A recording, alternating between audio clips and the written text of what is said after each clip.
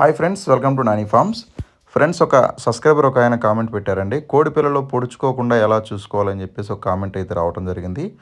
కోడి పిల్లలు ఎదుగుదలలో భాగంగా ఎదిగేటప్పుడు ఒకదాని మీద ఒకటి పై చేయి కోసం, అంటే ఫీడ్ విషయంలో కావచ్చు, వాటర్ విషయంలో కావచ్చు, వీటన్నిటిలో ఒకదాని మీద ఒకటి పై చేయి సాధించడానికి ఒకదాన్ని ఒకటి పొడుచుకోవడం అనేది జరుగుతుందండి.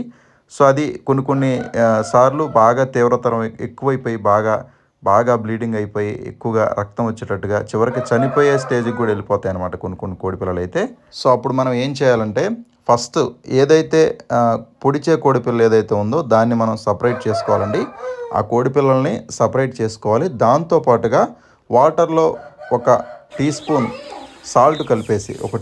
సాల్ట్ కలిపేసి వాటర్లో ఒక 3 to 4 days ఇచ్చుకోవాలన్నమాట. డైలీ ఒక 3 రోజుల నుంచి 4 రోజుల పాటు వాటర్లో సాల్ట్ వాటర్ అనేది ఇచ్చుకోవాలి.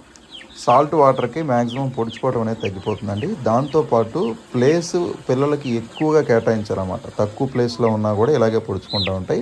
ప్లేస్ అనేది ఎక్కువగా కేటాయించాలి. అలాగే పొడిచే కోడి పిల్లల్ని సపరేట్ చేయాలి. సో అప్పుడే ఈ ప్రాబ్లం అనేది మనకి తగ్గిపోతుంది.